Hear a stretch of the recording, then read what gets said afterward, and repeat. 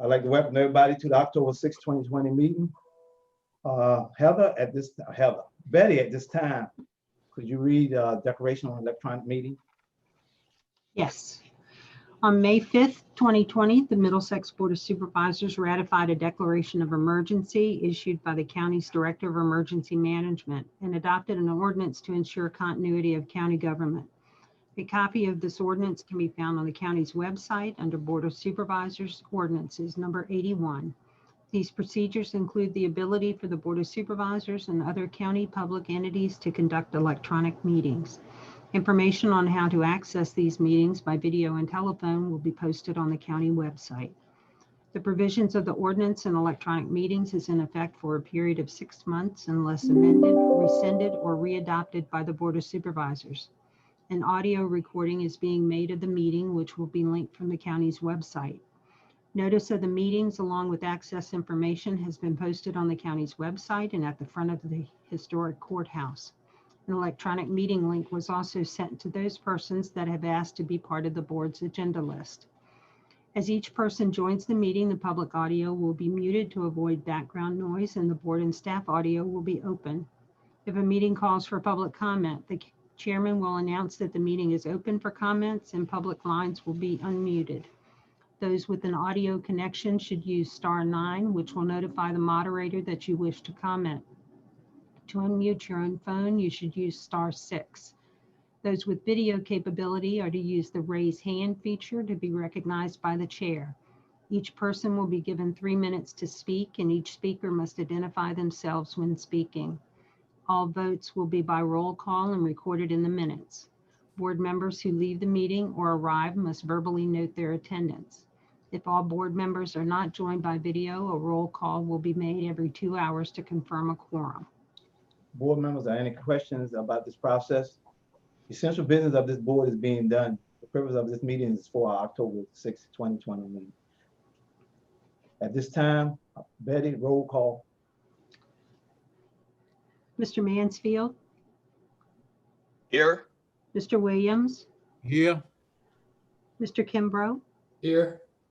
Mr. Koontz is absent from the meeting. Mr. Jesse. Here.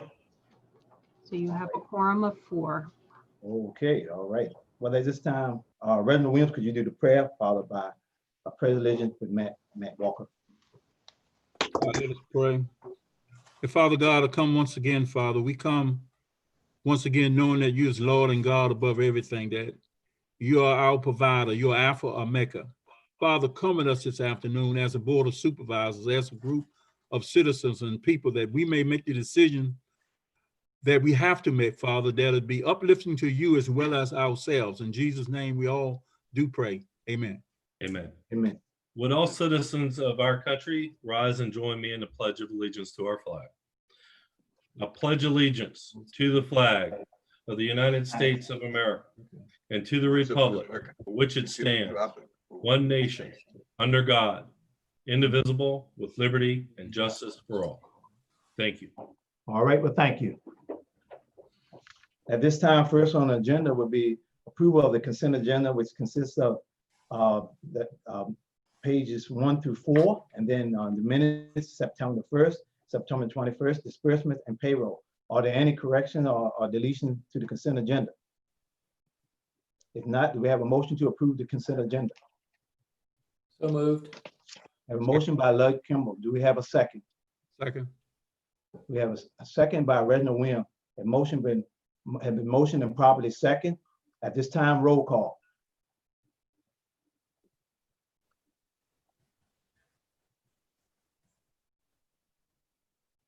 Betty, your mic is not on. Mr. Mansfield, Here. Yes. Mr. Williams, Yes. Mr. Kimbrough, Yes. and Mr. Jesse. Here. Next on the agenda is public comment. During the meeting, the chairman will invite the public to make public comment. Each speaker will be given the opportunity to speak during the regular meeting, public comment period, and once during the public hearing, public comment period. All comments will be addressed to the Board of Supervisors, not the audience. If you have a microphone on your computer, you can press comments through your computer. There is a raise hand feature on the Zoom meeting screen that will allow you to raise your hand and make public comment. The moderator or the chairman can see your hand raised and the microphone will be unmuted so that you can make comments. If you do not have a microphone, you wish to make a comment, you would have to call into the meeting using the information above. If you call in by phone to your comment, you can press *9, which is the same as the raise hand feature on the Zoom screen, to let the moderator or the chairman know that you wish to speak. When the chairman calls on you, press *6 to unmute your phone so you can make a comment. You must identify yourself at this time, and limit are still in place at 3 minutes per person. All right, at this time, do we have anyone that would like to speak? Kevin? Thanks, Mr. Chairman. Just to reiterate what was said before, if you want to speak, use the raise hand feature or hit *9 on your telephone. And I don't see any at this moment. You don't see anyone? I do not. Or if you don't, I'd like to close public comment. Mr. Chairman, Oh, that's right, you have something, right, Betty? I do. It was Okay. sent to each of the board members. Susan sent it out yesterday in an email, but the person asked that it be read at today's meeting. To the Board of Supervisors. This is from Sydney Luck Eberwine. The Luck family and the property owner, Sydney Eberline Tabor, beseech the Board of Supervisors to please finalize the boundary line agreement between the adjoining property and the public landing at the end of Canoe House Road. The boundary agreement was finalized and a fence put up by the county to physically mark that boundary in 2004. The county misplaced the paperwork and never recorded that boundary agreement. As former board members well know, this has been an ongoing request for multiple years with promises that it would be taken care of, yet we have not received the final document. We request this be finalized by Friday, October 9th, 2020. If it is not taken care of, we request an explanation in writing from the county attorney as to the reason for the continued delay and an expected finalization date. We also request that the missing portion of the present fence be replaced to mid-low tide mark as before. And this request is made on behalf of Sydney Luck Eberwine from the Luck family, 3285 Canoe House Road.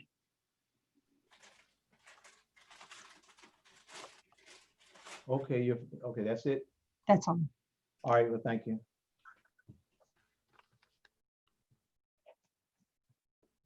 Next, we will have a recognition. It's presented to Charles R. Wash Jr. Take that back. Yes, it is. That's right. That's right. I am right. Chuck Wash Jr. in recognition of appreciation for over 37 years of loyal and dedicated service to the citizens of Middlesex County and for the many contributions made to the county through his works with the Middle Peninsula Northern Neck Community Service Board, given by the Middlesex County Board of Supervisors, presented this day, 6th day of October, 2020. So we have, we will end up having this is for Chuck, but we will have a plaque and everything for him. Is Chuck available? We call him Chuck, but it's Charles. It's Charles Wash. Do you see anything, Kevin? We've got some folks that are phoning in. I don't see his name up here, but I'm going to hit allow to talk on a couple of these and see if that maybe he's out there. Yeah, I don't recognize his number, Okay. but you know, he could be calling in from his wife's phone. Well, he has done the 37 years of loyal service, you know, with the community service board there, and you know, we just like to appreciate all that he has done for the Hello, community. folks. Hello? Is that him? Can Is you that hear me Chuck? now? Yes. Is we that hear you, you. Chuck? Oh, yeah, there you go. Okay, yeah, I've been, I don't know if you can see me. I don't know if I'm on, but Yeah, Chuck, you're coming up as admin CEO. yep, that's me. That's a fancy title. So, yes, that's me. Yes. Right. Well, Chuck, you know, I appreciate you coming on, and I'll read this over if you didn't hear it. It's No, I heard it, Mr. Jeffrey, you did hear but it? Jesse, but if Okay. you want to read it again, I'd like to hear it again. That'd be great. But like we were saying, we appreciate all the dedicated service that you've done to the community. And just like to say that, you know, I guess you're enjoying your time off now, retirement, huh? Well, I'm not retired yet. It's at the end of the month, so. Oh, at the end of the month? It's supposed, yes, sir. It's supposed to be at the end of the month. And let me just say how much I appreciate my home county that I've lived in since 1978, recognizing me and honoring me. I'm truly humbled by that, and I greatly appreciate it. I always enjoyed coming to the Middlesex Board of Supervisors to present our concerns. Usually it's a budget request, and on each visit to the Board of Supervisors, you've always been extremely hospitable, extremely cordial, and extremely supportive, not only programmatically, but financially. And I can't tell you how much that means to me, and I greatly, greatly appreciate it. And sincerely, I should be honoring you for your support and dedication to our Community Services Board. So I thank you. Sincere and heartfelt gratitude to every member that's on the board now, everyone that came before you, and for those that come after you, as I'm sure they will continue to support our program. And a special thanks to Matt Walker. He's been a county administrator that has been in our corner every step of the way and very supportive of our programs. And I can't thank Matt, I can't thank you enough for all you've done for the Community Services Board. So thank you. No, thank you, Chuck. And maybe when all this is over, we can have a live presentation in front of the county seal like we normally do. Okay, I'll look forward to it. Again, thank you so much. Thank you, Chuck. Any All other right. board members like to say something? Yes, I would like to say thank you very much, Chuck, for every time that I have come by. You've always helped me. Thank you, Mr. Mansfield. Appreciate that. Okay. All right. If not, we'd like to thank you again, Chuck. Okay, thank you. Take care now. Bye. Okay, you too. Bye-bye. Next on the agenda is constitutional officers. We have the treasurer and the commissioner of revenue. Does anybody have any question for Kathy? If not, we're gonna move on to the commissioner of revenue, May Burke. Anybody have any question for May Burke? And that's on page 48 through 53. If not, if Kathy or May would like to say anything, if not, you know, we'll move on. Kathy, you like to say anything to the board? We're getting ready to send out bills again. Won't be long.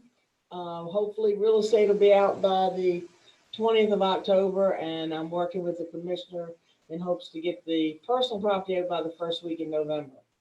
Okay. All right. Well, thank you. May Burke. Oh, Reggie, you got your hand up. Put your mic on, man. Your mic is off. One question for May, you know, on the appraisals, how are they doing on the, you know, appraisals of the property? For the general reassessment, Yeah, the reassessment, I mean. we don't have access to those numbers yet because they're closed. Only the assessors are able to get in and see that information right now. Okay. Well, if there's not any more questions, we thank you, Kathy and May. Enjoy the rest of your evening. Next, agency and staff report. VDOT is report only. Reggie, I know he had something with VDOT, but I don't know if he could get that on that. School matter, Dr. Peter Gretz. Well, good afternoon, everybody. Good afternoon. Thank you. I appreciate being able to be with you, and I hate that I'm not able to see all of you more often like typical, but quick business today. You might remember last time you met, you appropriated some funding that had come through our insurance to repair 2 units that were damaged by lightning. Electrical repairs, since that time, there were additional repairs that were needed, and this is insurance money. that is covering the cost of those repairs on those 2 units. That's the official business. And certainly while I'm here, if you have additional questions for me, I'm happy to answer them. All right, well, at first, I will get this budget supplement request FY 2021. Where we have a motion to approve. I'd like to make that a motion. We have a Mr. Chairman. motion by Pete Mansfield. Do we have a second? I'll Do we have a second. second? Do we have a second by Lud Kimball? We have a motion by Pete Mansfield, properly second by Lud Kimball. Any more questions? If not, roll call. Mr. Mansfield, Yes, Mr. Williams, Yes. Mr. Kimbrough, Yes. and Mr. Jesse. Yes. Motion so moved. So carried. So how is the virtual, what's the plans, Dr. Gretz? I guess you don't know right now for the Well- next 6 weeks. I'm just curious. Absolutely. No, it's a great question. The school board meets on Monday, the 12th. We began the year, as you know, with a fully virtual model that frankly is working for some students, not working at all for some students. And then there's some others that it's working for in terms of their learning. But I think the growing conversation that I'm seeing and just more globally and in the community here in Middlesex is that there are risk factors associated with school, associated with student learning, student isolation from one another, the achievement gaps that are growing, socio-emotional considerations, all of those things that can't really be quantified right now. They don't show up on a dashboard. There is no dashboard to show, is Middlesex today red, green, orange with regards to the impact of a generation of first graders that will learn to read differently, or at least at different rates than we would anticipate. Things like that we're trying to bring into the consideration. So we have survey data from all of our families. We've got survey data from our staff. And I'm trying very hard to get some data from our students, because I think that would be valuable, that I'm analyzing in anticipation of the meeting to share with the community and with the board. Our staff members are taking field trips to go out and see places like King William, where they have been operating under a hybrid plan, much like the one we proposed originally in August. How's that gone? So we've got a team that's going actually tomorrow to see them. Last week, we took a team to Richmond County, where they're doing something a little different, but still a hybrid. It's more of a week on, week off. Superintendent Keith Perigin from Bristol, which is very similar to us in size, has opened since mid-August to any families that wanted to come. And they began the year with about 64% of their student families every day, 5 days a week. He's going to come and participate by Zoom to share his experiences with our board and entertain questions. And we'll have Rich Williams, who will come and walk us through the newest, most accurate data, as well as the new dashboard that has been released by the CDC for schools specifically. You may or may not be aware that the CDC just last Monday, released brand new guidance for schools. And it's a little different than the Department of Health dashboard data that we have seen traditionally. It still measures numbers of new cases, calculated out to the percentage for a population of 100,000 people, calculated for Middlesex. But instead of a 7-day rolling average, the CDC uses a 20-day 20-day rolling average. 14 day. And for the first time, there is in the model, the CDC model, there is more gravity, if you will, given to whether or not a school, regardless of whether we're in a region that is experiencing high, moderate, or significant or low risk of community spread.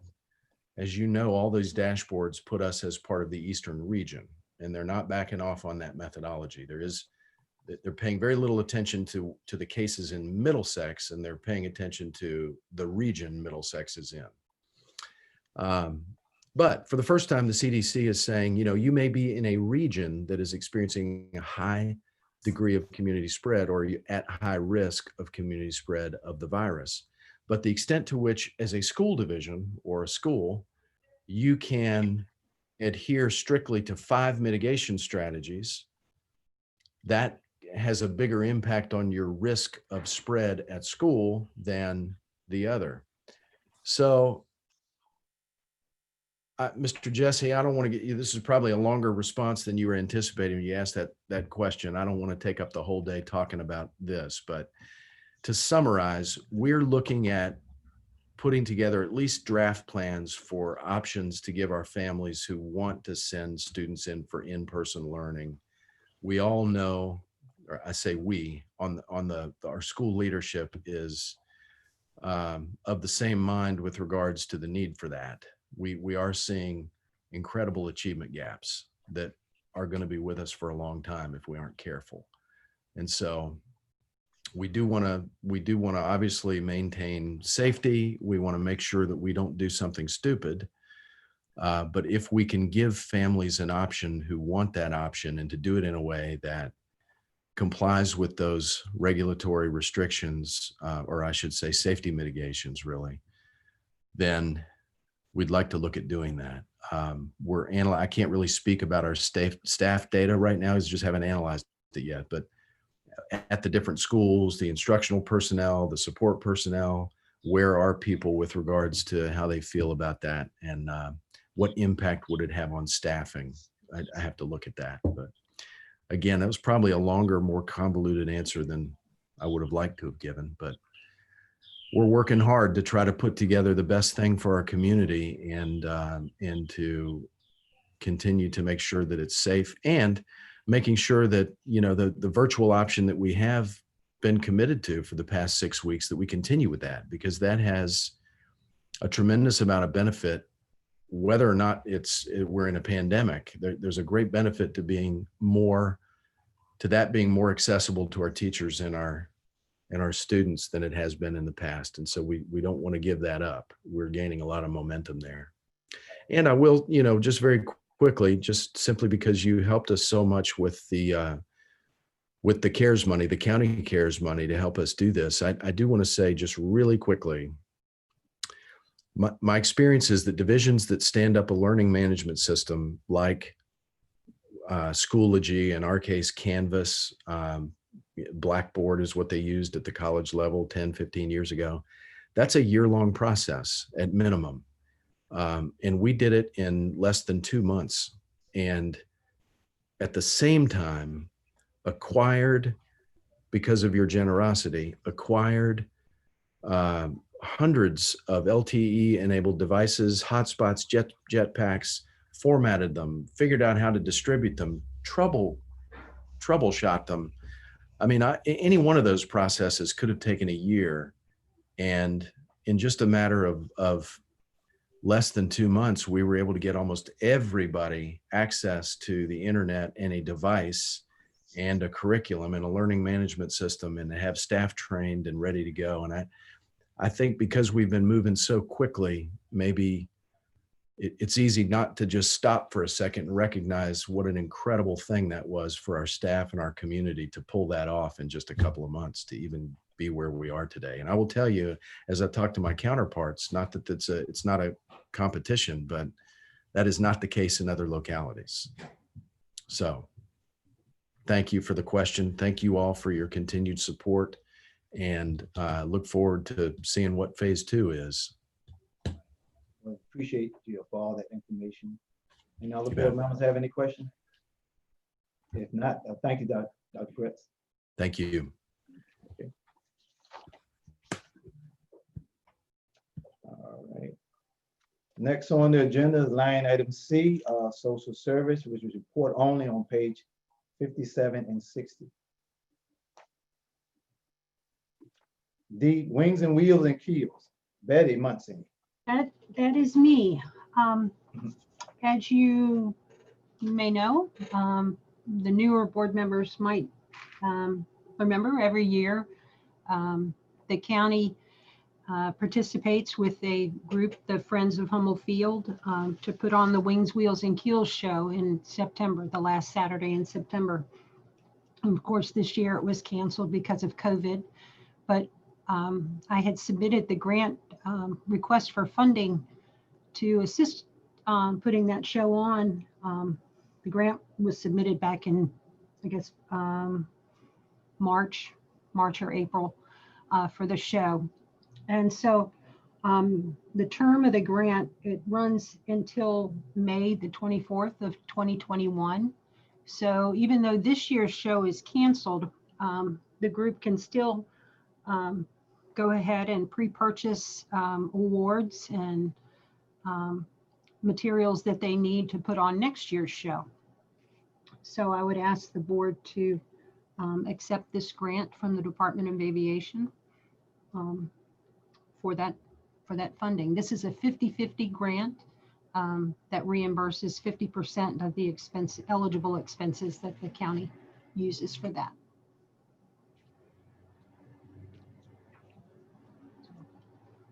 And this is money that has been budgeted there is money in the county budget for it. Okay. So we need a motion on that for that grant. Yes, please. All right. Do we have a motion for the grant for down at the airport? 50-50 grant. I so move that we would get this 50-50 grant. All right, we have a motion by Reginald Williams. Do we have a second? I'll second. We have a motion been properly second. Is any more discussion? If not, roll call. Mr. Mansfield, Aye. Mr. Williams, Aye. Mr. Kimbrough, Aye. and Mr. Jesse. Motion so carried. Next, we have E, Planning Department matter, request for waivers fee. Dave Kretz. Yes, sir. Good afternoon. This is a request by the Deltaville Maritime Museum to waive fees. It's in association with permits required for a small accessory structure they constructed on site. It's been customary for I believe in the past, for the board to waive the fees to the Maritime Museum and the DCA. It's been customary that y'all do that. So they're requesting waiving of the fees on that particular permit application. All right, do we have a motion to waive the fees for the building permit at the Maritime Museum? I so move. We have a motion by Pete Manfield. Do we have a second? Second. We have a second by Reggie Williams. We have a motion probably second. Any more discussion? If not, roll call. Mr. Mansfield, Aye. Mr. Williams, Aye. Mr. Kimbrough, I abstain. okay, Mr. Jesse. Aye. Okay, Motion, that's 3 in favor, 1 abstain, and 1 absent. motion so carried. Okay. All right. Next, since we had Dave here, we have the YMCA property subdivision and land conveyance. Dave, explain this to everyone here. What's Yes, going sir, on? Mr. Chairman. That was put out there. The request came in rather late for that. I put that in so the board could just start looking at the plat. I've reviewed that plat for content as far as meeting the subdivision ordinance. It's the second iteration of it. I had some comments on the first one, but I guess it's just for informational purposes right now. I believe there's some additional information that'll have to be provided to the board in association with that. I think there's some board minutes that probably circled around that discussion. And also there's the issue with the BMP that's constructed on site and how that'll have to be handled with respect to an agreement with DEQ. So right now that's just preliminary, just so everybody can kind of see it. I would imagine y'all probably might come back and revisit that once you have all the information. All right, well, thank you. Next, we have Johnson Grass, Mark Longus. Is Mark available? Do y'all see him on? He here? is. Yeah, he'll be with Yes, you. sir. Hey, Can you hear Mark. me? Yeah, we hear you. Yes, a couple weeks ago, I contacted you all for the Johnson grass ordinance. We do have an ordinance in place for it, and we have been receiving some phone calls, complaints about the Johnson grass and the VDOT right-of-way and properties adjacent to those right-of-ways. And what we did was look into the ordinance and that the Board of Supervisors would need to appoint members to a committee that would be responsible for operating a Johnson grass control committee, which would just be 3 members, but the individuals, when they are appointed, they are to go out and monitor and survey and look at these properties and suggest ways to get rid of the Johnson grass, either by spraying or other practices that could get rid of it. But at this point, when we receive the complaints, they have to go to that committee. So that's where we put in your packet that hopefully we can get some recommendations from you all if you have someone you could recommend for the committee, but also that we would like to see if we could put it out, a notice for, say, 30 days, that if there's anybody in the general public who would like to be considered for that committee to do so. Okay, yeah, I had one name that, which is George Sneed. He's been very instrumental about the Johnson grass when it first came up quite a few years back. So he's very interested in being on that committee. So I know, Yes, sir. you do have one right now. And I would believe that if they want to be part of that committee, as with any other one, they would probably need to contact Susan Trainer to make the application. Right. But that's why we'd like to, if someone could, we could get together with Betty or Susan to put something in the paper for a notice that if anyone would like to apply, to be considered for that also. Okay. All right. Yeah, I mentioned it to him that it would be advertised. And, you have to come in and sign. Any board members have any other questions? If not, thank you, Mark. And Dave, go ahead, Lud. Just to be clear, it's necessary for us to form this committee now, and we need to have names for it. Is that correct, Mark? So the ordinance was passed in January of 2011, setting up that the board would appoint a committee who would be in control of it. It came up when the Johnson grass was spreading, and that VDOT got together with the county in the ways to prevent the spread from the right-of-ways and into farm fields. And in order for us to work together on this, VDOT got together, and we have an ordinance that treats it for the property owners, and then at the same time, they would be spraying. So we have got response from them that they have been spraying and have a program set up, but the county is responsible for having a committee set up underneath this ordinance that would be going out and investigating and helping property owners try to relieve the Johnson grass from the property, either by spraying or cutting it or keeping it cut back. But there's other funds that could be set up or programs we can look into once we get the committee set up to take care of these issues. This is Heather. Yes, it's my understanding, I've been speaking with Mark on this issue. Mark, I believe you received multiple complaints, or at least 2 or 3 on the subject matter. And when staff began investigating on how we could address it, obviously came across the ordinance and saw the need for the committee. So it's my understanding VDOT's kind of dealing with it at this time, but we anticipate this issue resurfacing. And so in talking with staff, we thought it would be a good idea to bring it to the board and reinstitute the committee at this time. So is this committee, if we have names, are they going to meet? Are they, Yes, I don't they would. want to form a committee just to not have them have anything that actually needs to get accomplished in the near future.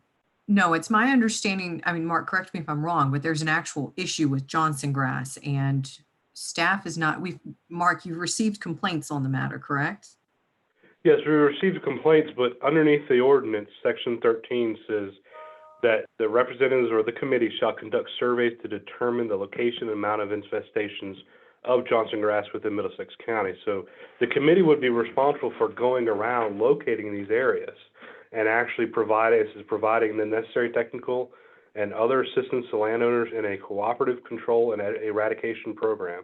So the committee will be active in locating these properties, and we'll help them try to get it for tax maps and addresses and stuff. But we got the road, the right of ways for VDOT, they're taking care of that issue, but if it's spread into property owners' property, then they're responsible for getting rid of this Johnson grass on their property. And that's where the committee will contact the property owners and try to see what we can do to get rid of it and control it. I see. And also, I think a history of this is, I guess about 9 years ago when we did pass an ordinance, VDOT did come through and sprayed, and then all of a sudden nothing happened. And I guess at that time we never did get a committee formed to have somebody to have eyes on the problem. And now this is where we're at now. So we need to get a committee formed up, and so they can keep an eye on it. So because if you're looking at it 17 and on all the roads that Johnson grass is growing wild and spreading it to the farmland, and they spend a lot of money to keep that Johnson grass out. So this is another step to get things straight with this ordinance. Anyone else have any other questions on this? Yeah, don't we need somebody from the county administration to be a member of that committee so that we're sure that it's moving forward at the proper speed?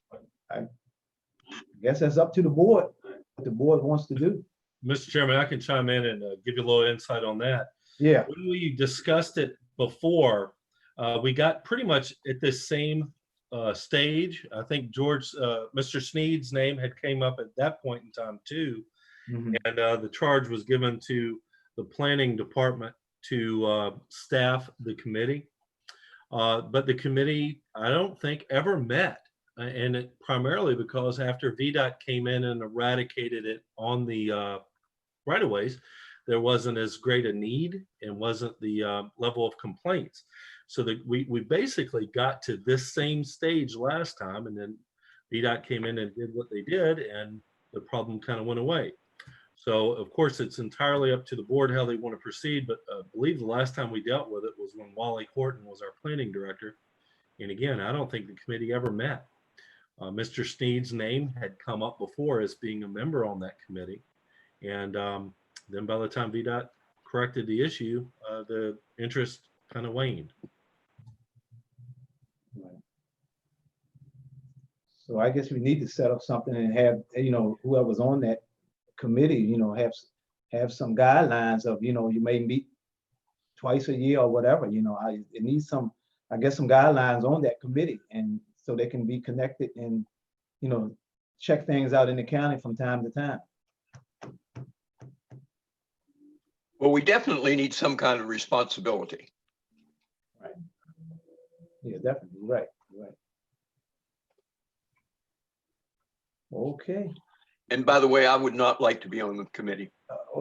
I thought you was the first one to go be on it since you mentioned it. But I think we take a look at it and then see what we can do and advertise and let the board think about if a board member want to be on it or not. We can throw it around. If not, have somebody in planning to help along with it anyway. So that's Mark and them will be working on it anyway. Okay. Why don't we make sure that Mark gets on the committee?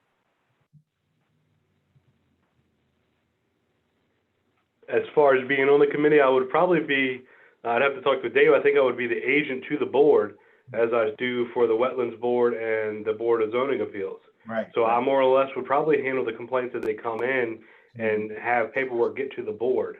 I don't think I would necessarily be a person to serve on the board, more or less be staff to the board.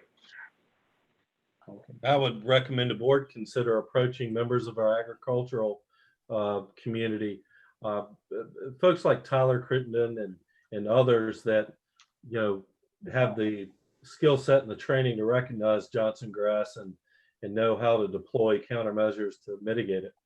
They would make the perfect representatives on the committee. And then I would agree, Pete, Mark would be a good liaison, being our environmental planner.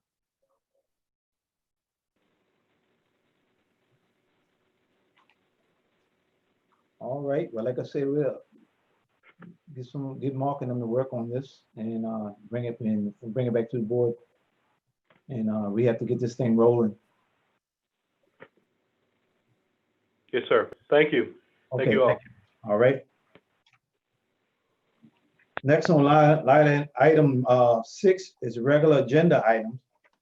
We have a budget supplement request, Betty Munson, page 72 and 73.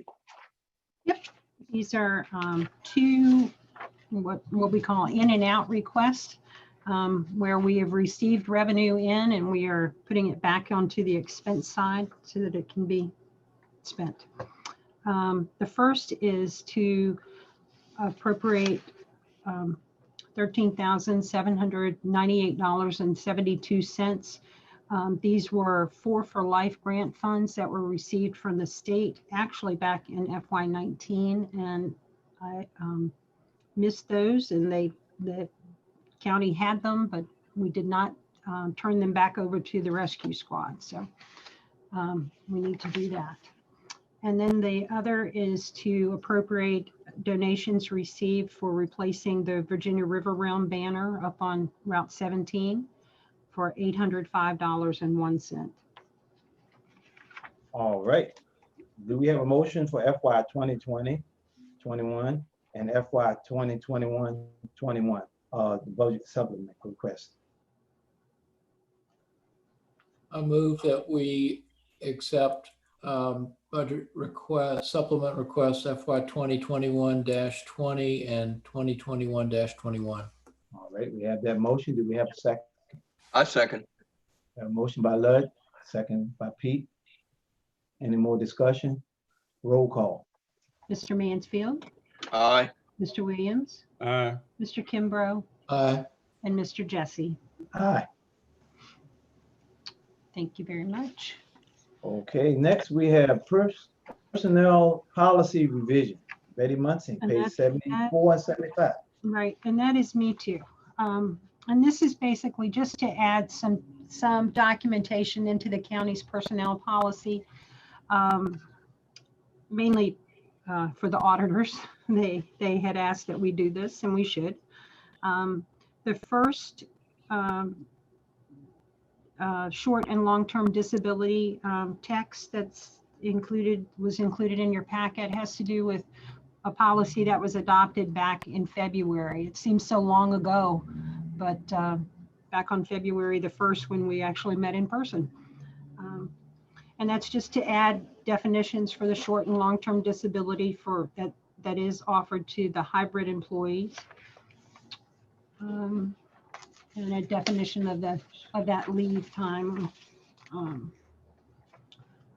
in section 514. And then the other policy change that we're bringing to you is regarding holidays. The state code was changed this past year to change the legal holidays for Virginia. And they went into effect this year. The county's personnel policy currently has that we have the same holidays that the state employees have or that are listed in the state code. The only addition is Oyster Festival Friday. That is a county holiday that was granted to county employees by the Board of Supervisors. But to change our policy to incorporate the state changes would be to delete Lee Jackson Day and replace it with Election Day. And then we would still keep Oyster Festival Friday in there, in our list. So that is all. Okay, So I would recommend that the board adopt the amendments to the personnel policy regarding sick leave, disability benefits, and the county designated holidays. so at this time, do we have a motion for the disability policy changes for the personnel revision?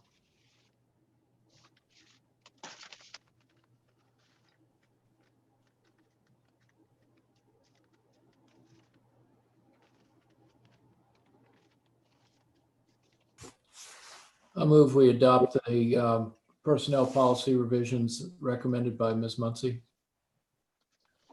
All right, we have a motion by Lud. Do we have a second? Second. We have a motion by, second by Reggie. We have a motion been probably second. Any more discussion? It's not roll call. Mr. Mansfield, Aye. Mr. Williams, Aye. Mr. Kimbrough, Aye. Mr. Jesse. Aye. Motion so carried. Thank you very much. All right, you're welcome. Next, we have the resolution, the CARE Act expenditure extension. Matt Walker. Yes, Mr. Chairman, I distributed a sample of this resolution last month for the board. I think it was a resolution that Northumberland County chose to adopt. We've wordsmithed it a little bit to fit our needs. And my recommendation to the board is that we adopt this resolution to join several of our surrounding counties in requesting an extension to the December 30th deadline in order to expend the CARES money transfers distributed to the counties. Like several rural counties throughout the Commonwealth, like most, I should say, around the Commonwealth, we're finding it very difficult to put those monies to effective eligible use in the timeframes given. And I think the resolution is fairly self-explanatory. I would recommend that our board and our county adopt a similar resolution so we can begin work with the Virginia Association of Counties to see about the possibility of extending certain deadlines and getting some relief from such a tight time frame. Okay, do we have a motion for the resolution of the CARE Act extension? So moved. We have a motion by Lud Kimball. Do we have a second? Second. We have a second by Reggie. Motion properly second. Any more discussion? If This not, roll this call. is just a request, right? This doesn't, we don't have the power to make this effective. It's just a request. Is that correct? It's a request for them to consider extending the deadlines. Yes, Yeah. sir. Okay. All right. So we have a motion and also been properly second in discussion. If not, roll call. Mr. Mansfield, Aye. Mr. Williams, Aye. Mr. Kimbrough, Aye. Mr. Jesse. Aye. Motion so carried. Next line, item D, government continuity ordinance extension. Heather Lewis. Thank you, Mr. Chairman. So I see it's not in your packet. I'm not sure why, but the continuity ordinance, it's come up for renewal and expires at the day after your November meeting. And so the matter's back before the board for you to decide whether you want to continue it, modify it. If you do nothing, it will expire. I believe it's the day after your November meeting. So November 4th, I think that is, or 5th. And if you wish to renew it, Betty or Susan, can you confirm if it's run in the paper for the last 2 weeks?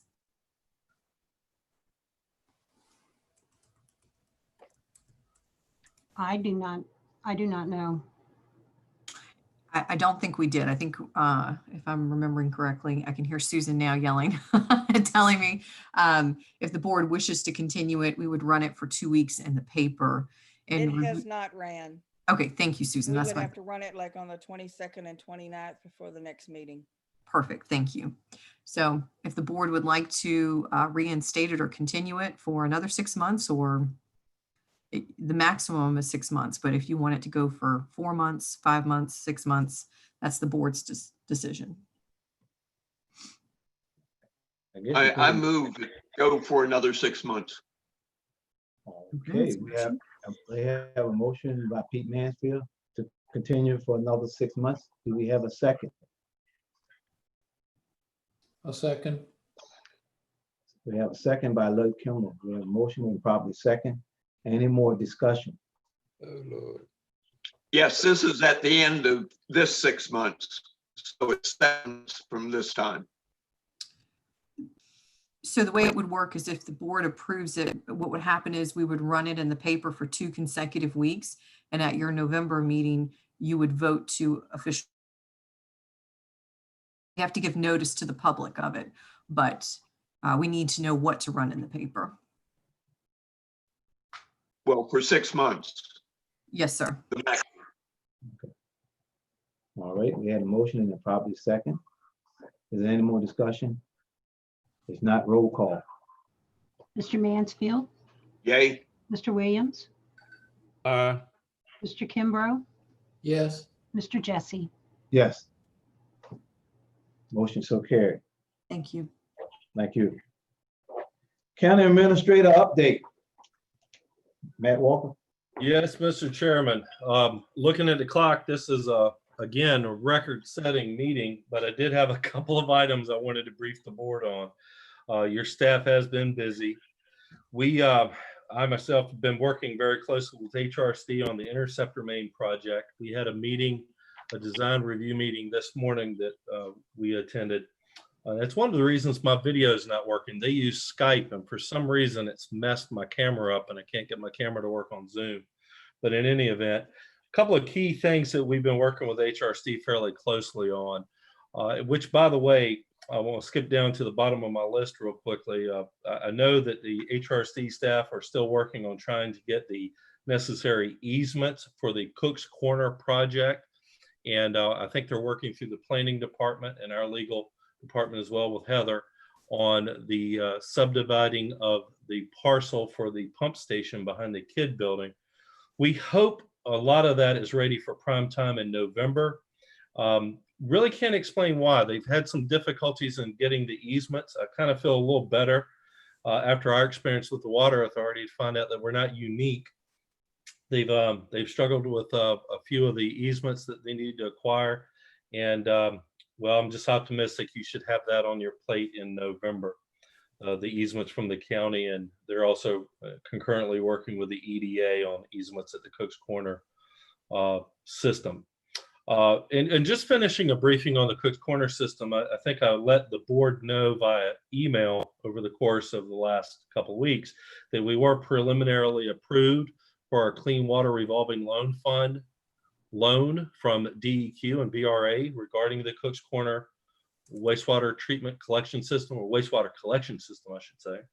I've been meeting with DEQ on answering necessary questions in order for them to set our interest rate. We are, again, blessed in some respects in the environment we're in. It's a very good environment in some respects to initiate capital projects. We're anticipating an interest rate of less than 2% for 30 years through the Clean Water Revolving Loan Fund. Maybe around 1%, but I can't make that promise until we get final determinations from DEQ. We were, and it's my understanding since that preliminary approval, we're on track for our full approval, and we should know that within the next 2 weeks. And I'll let the board know when we know for sure, and we get our final interest rate on that.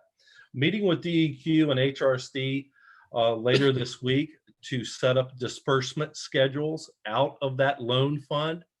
Some of the disbursement schedules would pay for the soft costs, the engineering, the preliminary engineering of the collection system and whatnot. And I'll have more to report on that next month as we get closer to engagement with HRC and the DEQ on disbursements. Just to brief the board quickly, the board may recall that this initial collection system deployment in Cook's Corner is going to have a rationed use, at least until the HRSD completes the Interceptor Main project to York County. When I say a rationed use, what I mean is on a temporary basis, this pump station in Cook's Corner is going to pump back to the Saluda lift station for approximately a year or so until, well, 2 years or so, until the Interceptor Main project is completed. And then at that time, all the effluent from the county would be pumped to the York treatment plant ultimately for treatment. Until the Interceptor Main is completed, we can't offer general connection to the collection system, meaning the collection system is being put in place now to serve county facilities and grant related facilities, the workforce housing and the brew pub project in Cook's Corner specifically. After the interceptor main is completed, we will be able to offer general connection to that sewer system for businesses and residents in the community. That gives us a couple of years to set whatever county connection fee we're going to have and work with the citizens in the community to see if they would like to connect. I want to stress this. We have several attendees participating in the meeting, and welcome all. The county does not have a mandatory connection policy. The county has a voluntary connection policy, and we'll be putting more information out on what a voluntary connection would look like in the months to come as the interceptor main project comes to fruition and gets ready to be turned on, so to speak. Again, just stressing that no one will be required to connect to the sewer collection system by the county. We do not have such a policy, and the board has not desired one in the past. So I try to take every opportunity, Mr. Chairman, to stress that one because I know we get a lot of questions about it. So segueing into the interceptor main project again, been meeting with HRSD on the interceptor main project, and perhaps one of the most fruitful outcomes of those meetings has been the determination through their engineer with Kimberly Horn where they foresee needing booster and pump stations along the route of the interceptor main. As luck has it for us, the county, several of these booster stations / pump stations are going to be located within areas that we have designated for collection systems. Specifically, they've been identified as needed in Saluda, of course, where the existing treatment plant is, and they need one in Hartfield. This coincides very nicely with where the county wants to partner with HRC to deploy collection systems initially. We're underway with the collection system in Cook's Corner, but the next two that will be deployed is Saluda and Hartfield. So what I've done is take necessary steps with HRC and partnering with them on suggesting that we mitigate having multiple pump stations in different places, ultimately for HRC to have to own, operate, and maintain, instead utilizing the pump stations that HRC itself plans to deploy in support of the interceptor main, and us be allowed to run our collection systems from those pump stations. As many of the board members remember, the PER that Bowman completed on HRSD's behalf, I think the average cost of those pump stations was right around $1 million. Well, by partnering with HRSD on utilizing the pump stations that they've already identified that they need for the interceptor main, we will be saving those costs on the collection systems and basically essentially running our gravity collection lines from those pump stations in partnership with HRSD for their interceptor main support. Very valuable benefit, I think, for the county. And it may also allow us to deploy more sewer in other areas in the future because it really allows us to extend and, well, better utilize our scarce resources. We discussed this morning with HRSD the need and the practicality of having public outreach here in Middlesex County to inform the community about the status of the interceptor main in particular. I suggested having a town hall similar to the town hall the board had with Dr. Williams, our health district director. Thought it would be very helpful to have a town hall style Zoom meeting with HRSD staff, allow them an opportunity to give a brief presentation of the project and answer any questions that the public may have, especially property owners that are located along the route of the interceptor main. They had a great willingness in their engineer to pursue such an endeavor. And I guess last but not least on the sewer front is I'm very happy to say that the interceptor main engineering seems to be trucking along very well. They seem to have a good handle on the entire scope and gravity of the project.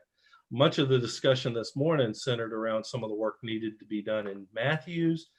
And it just looks like they're making great strides. And that's my HRSD update. the sewer committee, the county's sewer committee, did not meet this month, but I think Lud and I both agree we probably need to fairly quickly because there's items to report out and get a better sense on from their standpoint, from their point of view on between now and the November meeting.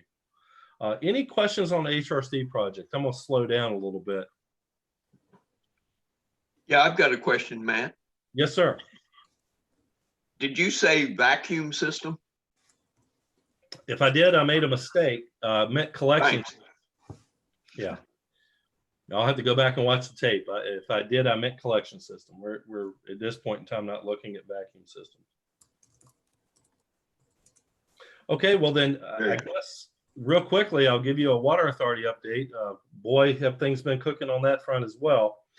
I guess the most important, I'll lead with the most important first. The Middlesex Water Authority has closed on the first series of USDA loans, and we have repaid the county the money that the county has loaned the water authority.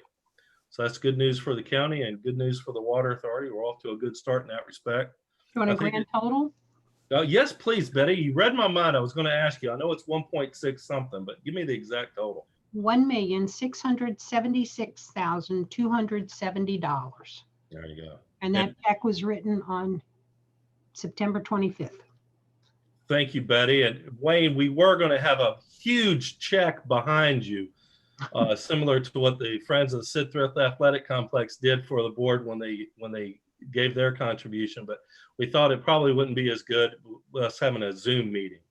But we have that big check we found in the other room, and maybe one day we'll do that. But county's been repaid the money that was loaned to the water authority, and we're happy to get that done. And now the county has their reserves restocked.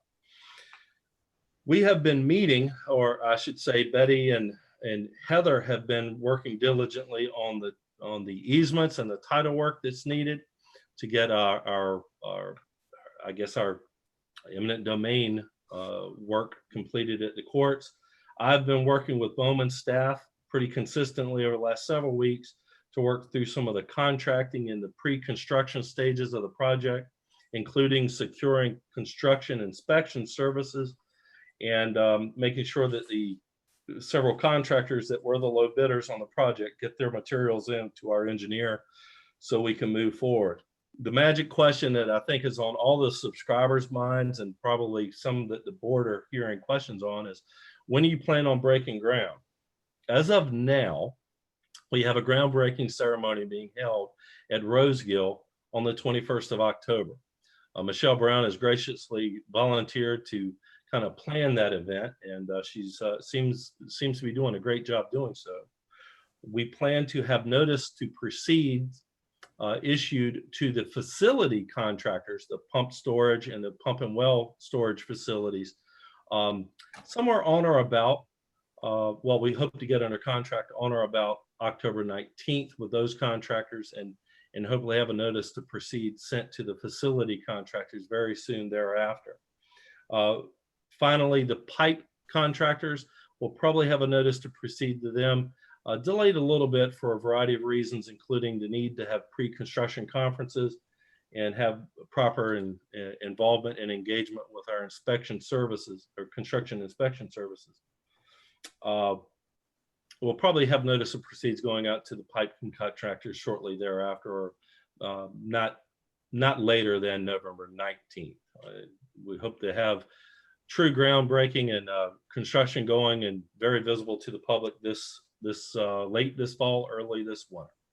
And Mr. Chairman, I've rattled on pretty long. I've covered some of my notes.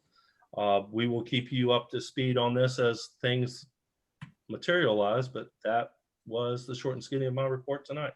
All right, thank you, Matt. Next, county attorney update. Heather. Thank you, Mr. Chairman. I would just reiterate what Mr. Walker just said, really in the thick of the water project and getting that off the ground, and it's really coming to life. So I'm working on the condemnation process, which we are starting to file with the courts for the outstanding easements. We still have over 100, and we are working our way through them. So that is my main focus right now. And Heather, if you don't mind, can I step on you one quick second? failed to mention one very important fact that I wanted to make sure I got on the record with the board. The Water Authority was successful in securing the interest rate of 1.125% for 40 years. That is a project-making event. We're very happy to have such a low rate. Thanks, Heather. I'm sorry for stepping on you there. No, that's it. That's all I have, Mr. Chairman. Thank you. Next, unfinished business and new business. Does anyone, board member, have any unfinished business? All right, how about new business? Well, I'd like to say something. Yes, yes, Pete. Mhm. I voted at the registrar's office the other day, Judy and I, and it was a very, very pleasant experience. There was one person ahead of us, but we had virtually no wait whatsoever. And I would really suggest that to anyone that would like to vote. It's the easiest way, and they were polite. Their facilities are great, and I really do compliment the county on the voting facilities.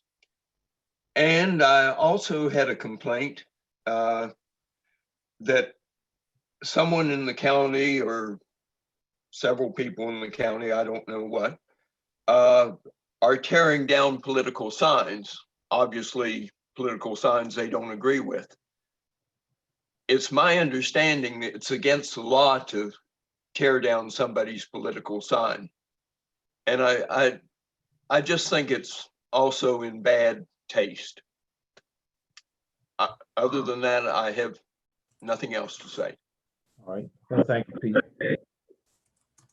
Anybody have any new business?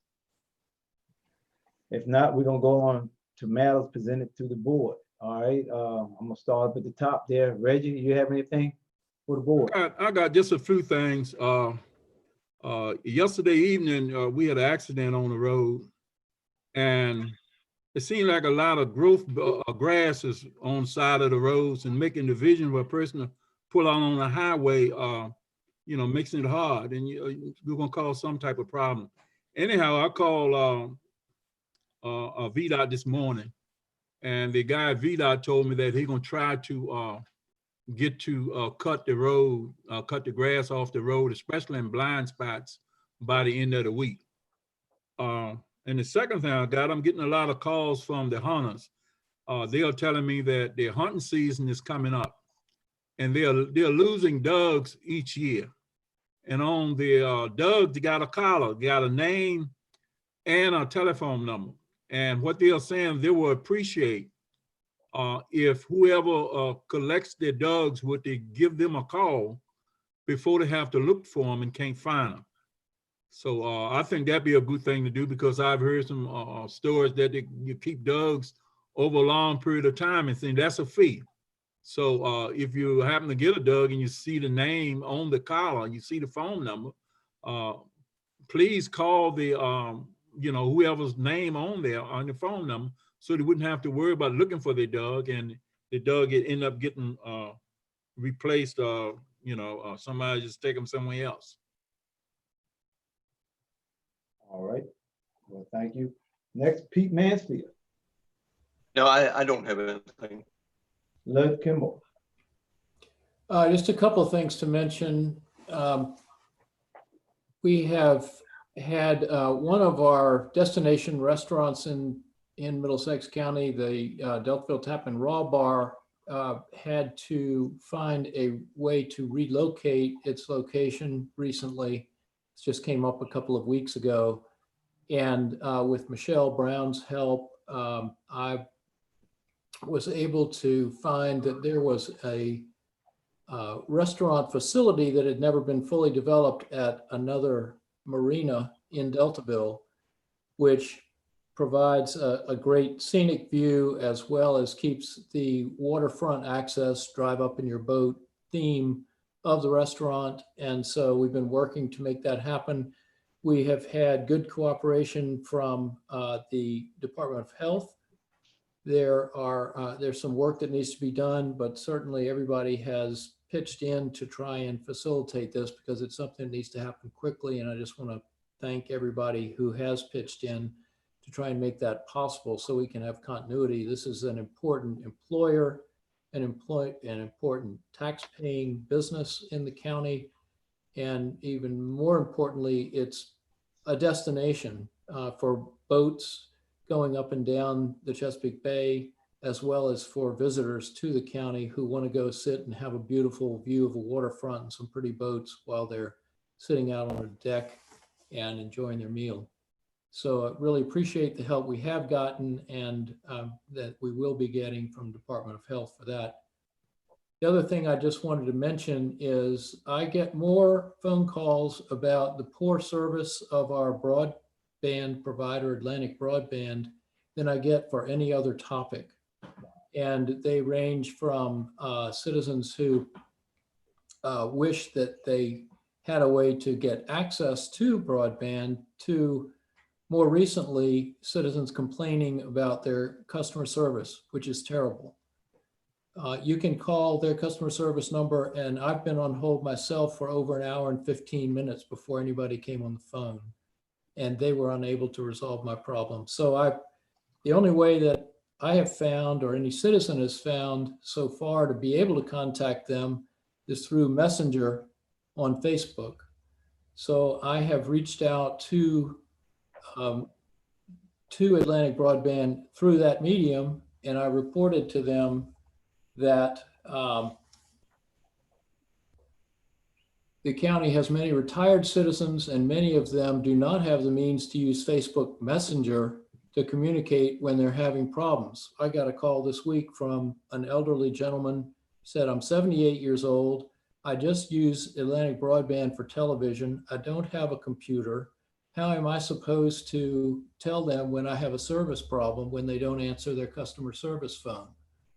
So I explained through Messenger that I myself have been on hold over an hour several times, and that I have gotten many complaints from citizens. I said they're at the point where they're asking us to pursue complaints, to pursue action, because the obligation that Atlantic Broadband has per their agreement with the county is to receive subscriber complaints and requests and to investigate and promptly resolve customer complaints regarding quality of service or service outages.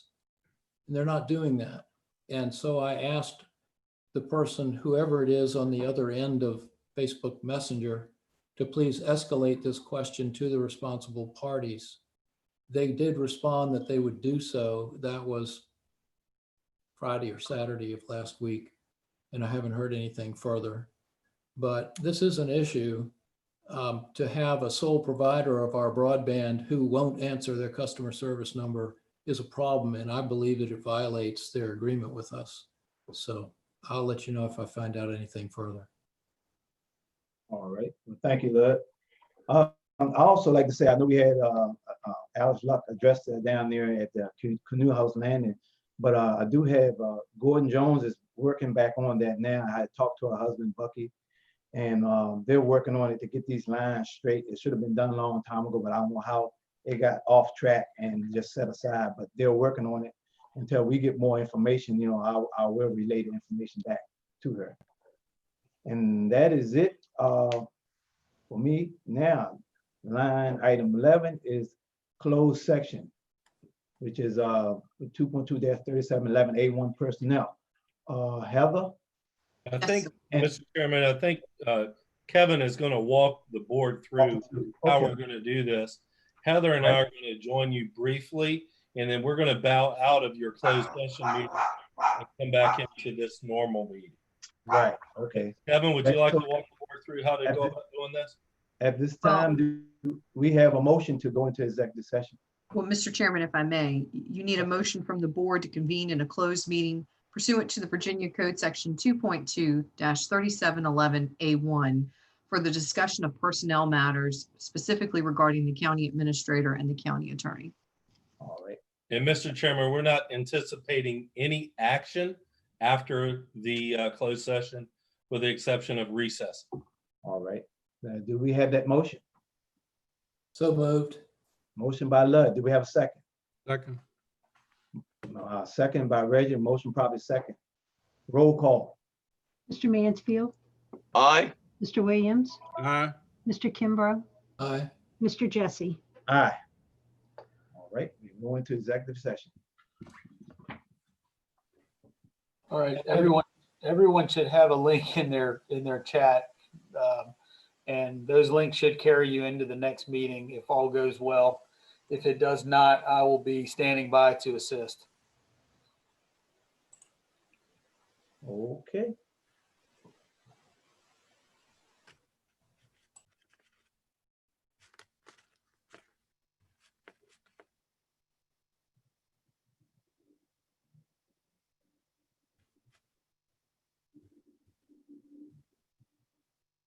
So Pete and Reggie, you need to click on that link that's in the chat box. Mine's keep on going out. Each time I go to the link in the chat, it won't let me. Let me see. And I can also resend it.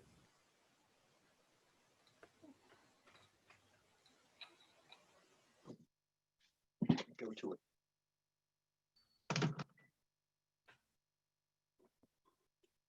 Now, how do we get back to the other session, Matt, do you know? Hey, I was talking. This is where we're supposed to go. And we're supposed to click on this.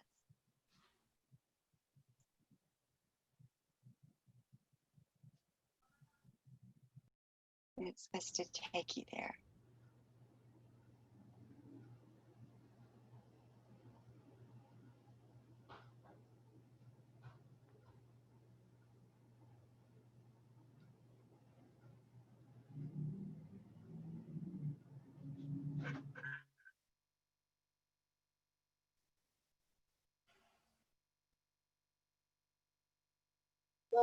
Do you see that link in the chat, Judy? I do. Okay. Yeah, I just clicked on it, but it's really slow. It's really buffering. And it'll probably ask you to leave that meeting and join the other. Oh, it will? Yes. Okay, wait a minute. Hey, Bud, since no one else is in here yet, you should talk to Kevin about the complaints about Atlantic Broadband. I didn't want to say anything publicly.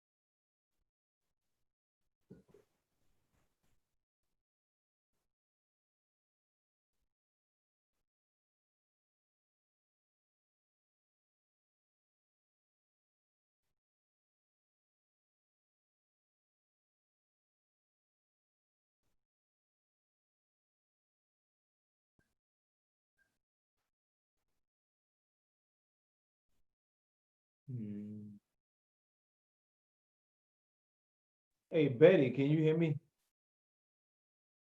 Yeah, I can hear you, Wayne. Okay. Did you see the closed sessions in progress? Yeah, that's Kevin's screen. As Oh. soon as we get Reggie back over, Kevin will come on and he'll take that off. We got 10 participants right now. Okay, Yeah. just, it's small right now, but it'll get bigger. Okay. Yeah, we're just waiting on Reggie. Yeah, I'm back. You're unmuted. You see, you're right there. Yeah.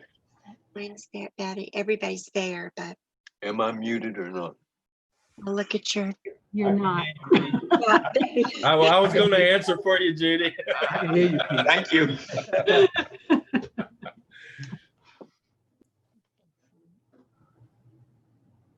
Let me know when that. There you go. Now we're back in the regular meeting. Now we back.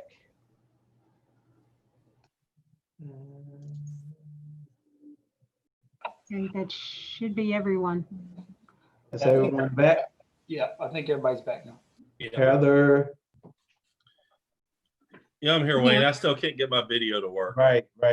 We just need to come, I guess we need a motion to go come back into out of executive session, right? I so move. Heather? I'll make sure I'm doing it right. Yes, I'm sorry. Give me 1 second. Okay, all right, okay, hold up. All right, so I apologize. My pediatrician was just calling me for my daughter. Oh, okay. We need a motion to certify the following statement. To the best of the members' knowledge, only public business matters lawfully exempted in the motion by which the closed session was called was considered or discussed in the closed session. Okay, we have that motion by Pete. Do we have a second? Second. Second, motion by Pete, second by Reggie.